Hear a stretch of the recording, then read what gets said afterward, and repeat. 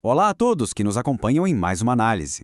Hoje a gente tem nas mãos uma missão fascinante, que é decifrar um dos textos mais densos e, francamente, mais brilhantes de toda a filosofia indiana antiga, o livro 12 do Mahabharata. Sem tomar nenhum partido teológico, a ideia aqui é mergulhar de cabeça na cosmologia profunda e na psicologia que essas fontes trazem. É uma jornada e tanto que vai desde a criação desse universo gigante até as engrenagens mais íntimas da mente humana. Vamos lá? A grande pergunta que funciona como o motor dessa obra inteira é: o que será que existe além daquilo que a gente conhece? E até do que a gente desconhece? Sabe, o que mora lá do outro lado da nossa realidade física de cada dia e dos nossos sentidos tão limitados? Os textos antigos não só jogaram essa pergunta no ar, eles tentaram criar um mapa super detalhado para responder a isso, construindo uma ponte impressionante entre o infinito do cosmos e a nossa vivência humana mais básica. Então, o nosso roteiro lógico de hoje vai passar por 5 pontos centrais. Primeiro, as origens da existência. Logo depois, a arquitetura da alma. Em seguida, vamos entender os 3 atributos da vida, acompanhar um debate moral incrível entre o recitador e o rei e, para fechar com chave de ouro, desvendar o caminho para a libertação.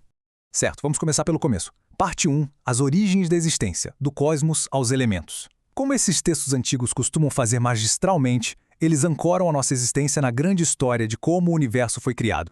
O texto revela que o universo físico não surgiu simplesmente do nada, de uma hora para outra. Na verdade, foi uma espécie de cascata elementar lindíssima. Daquele primordial, o primeiro a surgir foi o espaço. Desse espaço, com toda a sua vastidão infinita, veio o vento. Aí, o atrito desse vento acabou gerando a luz e aquele calor fundamental. Da luz, se formou a água e, finalmente, a partir da água, nasceu a terra e absolutamente tudo o que existe nela. É como se cada elemento primário fosse a base perfeita para dar à luz o próximo, montando toda essa estrutura material do cosmos que a gente conhece.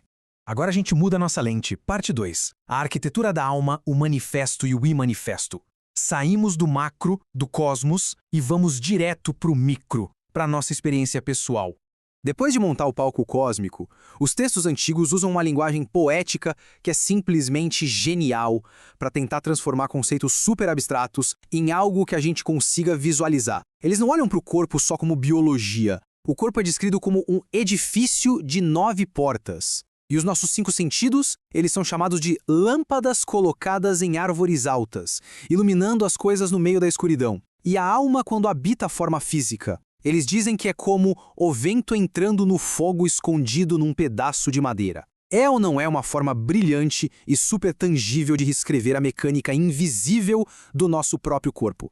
Toda essa mecânica, na verdade, se apoia numa dualidade bem rígida. De um lado da balança, a gente tem o manifesto, ou prakriti, que engloba o nosso corpo físico, os sentidos e até a própria mente. Tudo isso é considerado temporário, ou seja, sujeito ao desgaste e à morte inevitável. Do outro lado, temos o imanifesto, conhecido como Purusha, que é a alma, puramente eterna, invisível e que atua ali só como uma testemunha silenciosa. Ela apenas observa as transformações do corpo passarem, mas nunca é diretamente afetada ou alterada por elas.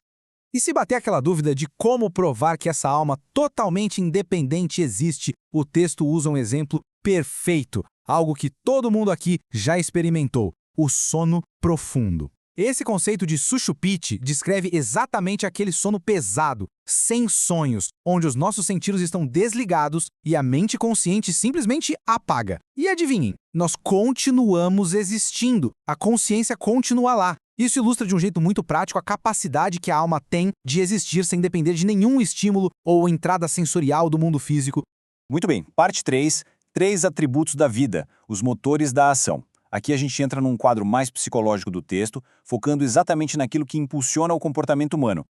Já que a alma é só uma testemunha, o texto explica o que é que faz o corpo querer agir. A filosofia deles coloca todas as nossas inclinações em 3 grandes categorias, os atributos fundamentais chamados de gunas. Primeiro a gente tem a bondade, ligada à pureza, e que traz coisas boas como contentamento, inteligência e memória. Depois vem a paixão, que nasce do desejo e da raiva e que inevitavelmente arrasta junto a cobiça, o medo e o cansaço. E por fim, a escuridão, enraizada lá na ignorância e no orgulho, trazendo luto, descontentamento e maldade. Basicamente, é a mistura constante desses 3 motores que dita todas as nossas ações e nos prende ao ciclo de renascimentos.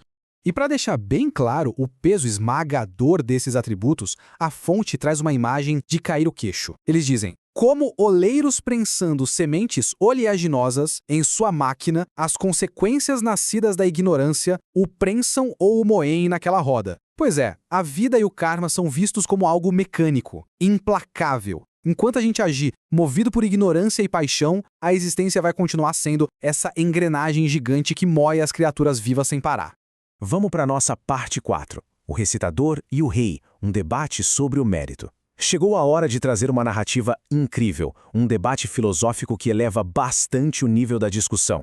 Para colocar toda essa teoria à prova, o material apresenta a seguinte premissa.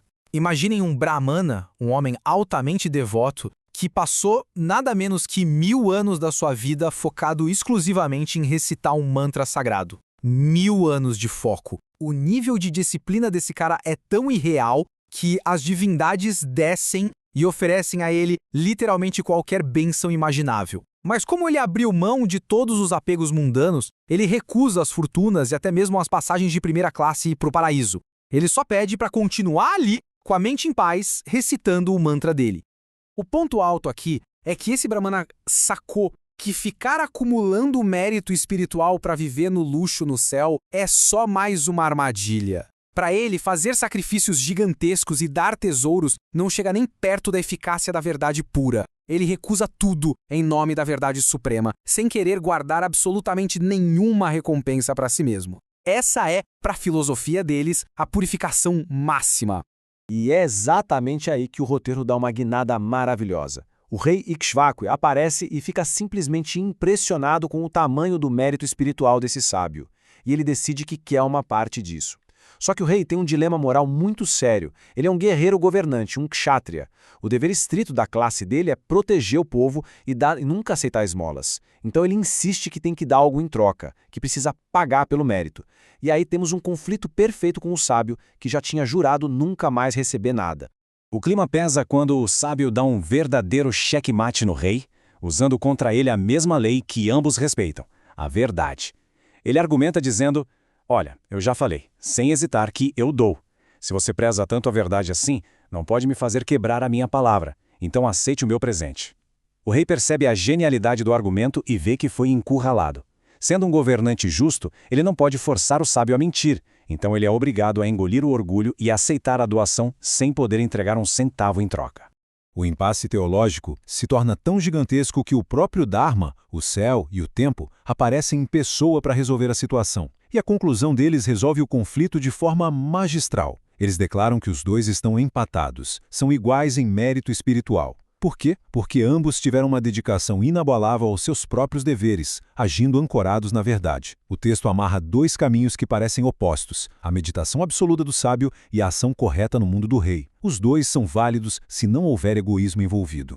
O que nos leva à nossa quinta e última parte, o caminho para a libertação quebrando o ciclo, onde a gente deixa de lado as obrigações da sociedade e olha para o objetivo supremo da filosofia. Afinal, para quem entender toda essa cosmologia?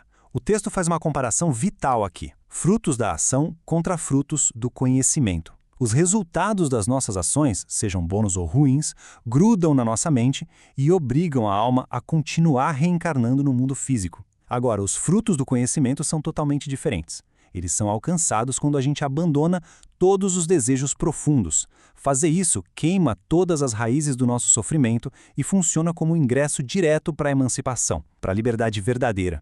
E essa liberdade incondicional costuma ser buscada por meio de uma rota bastante rígida, chamada de Brahmacharya. Dentro desse contexto aqui, não se trata de um simples voto de comportamento. É a religião suprema da abstenção. É um estado extremo onde a alma se desconecta literalmente de tudo, das respirações vitais, dos instintos, da própria mente e dos sentidos. É existir numa sintonia que depende apenas e unicamente de um entendimento perfeitamente limpo.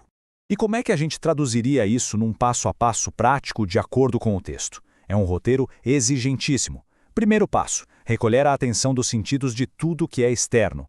Segundo passo, abandonar de vez aquele peso dos atributos de paixão e escuridão.